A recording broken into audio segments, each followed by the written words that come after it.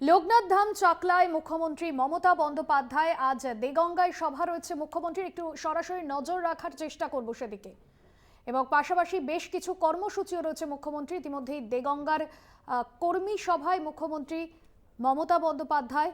এবং লোকসভা নির্বাচনের আগে আজকের এই কর্মী সভা অত্যন্ত গুরুত্বপূর্ণ, কারণ দলীয় কর্মীদের বেশ কিছু বার্তা দিতে পারেন তৃণমূল সুপ্রিমো, এবং তার সঙ্গে রয়েছেন রাজ্যের মন্ত্রী ফিরহাদ হাকিম, পাশাপাশি দমকল মন্ত্রী সুজিত বসু, তিনিও রয়েছেন সেখানে। লোকনাথ ধাম চাকলায় মুখ্যমন্ত্রী বেশ কিছুক্ষণ আগে চাকলায় পুজো দেওয়ার পর দেগঙ্গায় ইতিমধ্যেই পৌঁছেছেন।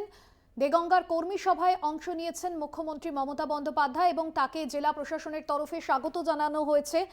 দেগঙ্গায় কর্মী সভা থেকে বেশ কিছু বার্তা দিতে পারেন কর্মীদের উদ্দেশ্যে মুখ্যমন্ত্রী, কারণ আগামী বছর লোকসভা নির্বাচন, প্রত্যেকটি রাজনৈতিক দলই কিন্তু তাদের মতো করে স্ট্র্যাটেজি নির্ধারণ করছে। সেক্ষেত্রে একেবারে তৃণমূল সুপ্রিমো মমতা বন্দ্যোপাধ্যায় তিনি কি বিষয়গুলো আজকের এই কর্মী সভা থেকে তুলে ধরেন, দলীয় যে সমস্ত বিভিন্ন জায়গায় কোন্দল রয়েছে সেই সমস্ত বিষয় নির্ধারণ করার চেষ্টা করেন, বা প্রার্থী বাছাই কি বিষয়ে ভাবনা চিন্তা করা হয় আজকের এই বৈঠক থেকে, সেদিকে নজর থাকবে আমাদের। ইতিমধ্যে আপনাদের সেই ছবি তুলে ধরছি। দেগঙ্গায় কর্মী সভায় মুখ্যমন্ত্রী মমতা বন্দ্যোপাধ্যায় বেশ কিছুক্ষণ আগে তিনি চাকলায় পুজো দেন লোকনাথ ধামে।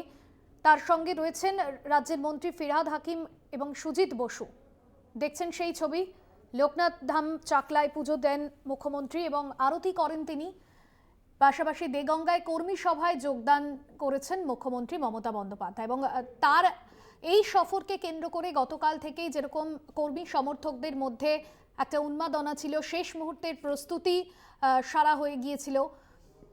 একেবারে হাওড়ার ডুমুরজলা স্টেডিয়াম থেকে তিনি রওনা দেন চাকলার উদ্দেশ্যে এবং সেখান থেকে সরাসরি এই মুহূর্তে তিনি দেগঙ্গায় কর্মী সভায়। আপনাদের সামনে যে ছবি তুলে ধরছি লোকনাথ ধাম চাকলার ছবি বেশ কিছুক্ষণ আগে।